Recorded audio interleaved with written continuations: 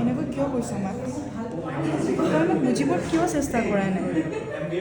মই জানো এতিয়া তোৰ নিজৰ ওপৰতো কোনো অধিকাৰ নাই, কিন্তু ইমান ডাঙৰ অপবাদ মই সহ্য কৰিব নোৱাৰোঁ। মই জানো মা, অপবাদ হয়।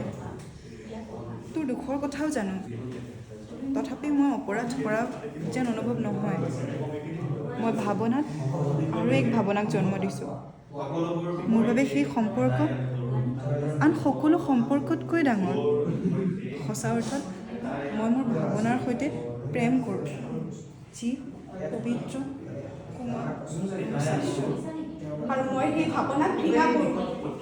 পবিত্ৰ, কোমল আৰু শাশ্বত। মা, তই মোক বিশ্বাস কিয় নকৰ?